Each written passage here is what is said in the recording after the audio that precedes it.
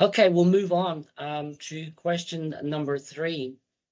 Dave, can you walk us through a real-world example where an AI voice bot transformed an inbound and outbound process, and what lessons did we learn from it? Sure. Okay. So let's just start with an inbound one.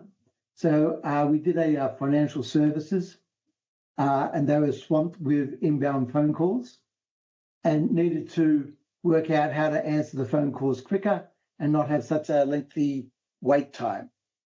So first of all, we went in there and had a look to see what calls were coming in, or what were the main nature of the calls. And we found out that 60% of the calls were actually just routine questions that an AI bot could handle. So once we installed the bot, and 3 months later, we worked out that the bot was actually handling around about 70% of the calls. The human agents were answering the more complex calls that the AI can't do. And what we did find out a little bit later on, because we put an add-on to the bot, so we put the add-on to the bot that wasn't even part of the scope on calling people that missed payments. So the humans were doing that. The bot started to do that and had a 15% success rate, better than the human. It looks like people prefer to talk to a bot than a human about missed payments. So that was an inbound. An outbound one, and a very good case is for abandoned carts. So 70% of people go to a shopping cart, put everything online, sign up, and then walk away, and they don't click send. Normally what people do, they send an SMS or they send an email and not much happens. A bot will call them within 5 and 20 minutes from moving from that website. So it's still in the front of their mind. And then we had a success rate of 20% of people purchasing. So that was a big gain back of loss of sales for these guys. So the lessons that we learned from all this was don't do everything at once. Start with a focus, work out on one particular issue that you had.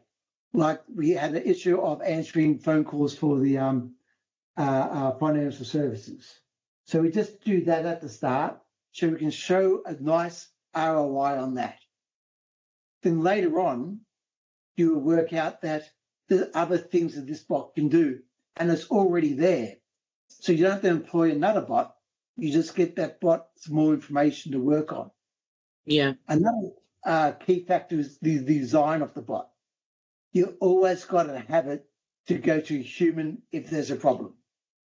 Some people just don't want to talk to these bots. They hear it, they think it's a bot, they just don't want to talk to it. If you don't have that escape to the human, you instantly wreck your name. So just make sure that you have that. I was watching The Block. I'm sorry about that. Well, watching The Block, which is a TV show in Australia.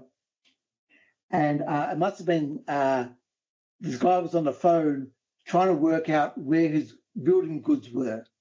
And he was talking to the bot. And the bot didn't have the capability to transfer it to a human. So on that TV, you got this guy screaming into this bot. You already know the company name because they advertise on it. And so it just completely wrecked the whole call center reputation. And also didn't help the bot's reputation at all. And the last thing is, when putting in these bots, you've got so much data coming out of these bots. You must investigate in that data to see how you can improve it. So over time, the bots are going to get better and better at stuff because you're going to start changing how it speaks or how it reacts. So you just, with all that data information there, you just got to keep on top of it. And that's what we do as part of our service. And make sure that you implement the good data and get rid of the bad one. Yeah, yeah. As the saying goes, garbage in, garbage out. Exactly right. Yeah, and it's interesting too that we've actually missed a couple of points there on the ROI, and a lot of people think that the robot or the telephony bot can only dial 9 to 5, where from an ROI perspective, it's 24/7, Dave, right? The bot can actually do 3 shifts. Exactly right. So that's where it comes handy in call centers, because I can answer a customer at their time, not your time. And Yeah. also the cart, the abandoned cart bot, most people are online at night buying their widgets or whatever they buy online at night. So if you're just waiting to call back that person 9 to 5, he's going to be at work and not answer your phone call. And you call him when that product is hot in his mind, and the excuse that he's got not to buy it is real, and goes, look, I just didn't think it was going to fit.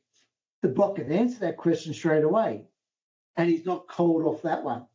Just like in any sales cycle, and anyone in sales will know this, time is the biggest killer in sales. So the longer you leave something, the worse it is. Yeah. So, having a text or an email, you haven't got a conversation going there. Yeah, exactly. Another key point too that we need to highlight as well to the audience is languages like Bahasa, Malay. These languages, Vietnamese, for example, these languages are available now today. Is that right, Dave? Yeah. Now I can't pronounce half the languages out there, but what the bot can do halfway through the call, it can detect that you want to speak Russian. It can change. It can ask, "Would you like me to talk Russian?" And then it will switch automatically there. So it can do that, especially in the Philippines. It can do the and here's my ignorance there. It can cross between Philippines. Sorry, what was it? Tagalog. Tagalog and English. So you can do that on a single phone call. Yeah, amazing, isn't it? And just to reiterate that point, folks, we got tag leash. And then if it goes from tag leash, it can actually go into English or back to Tagalog as well. It just depends. And that's generally the case for the vernacular in most languages now at the moment. So if you are considering an AI voice bot, telephony bot, languages are not a limit at the moment either. It's starting to improve.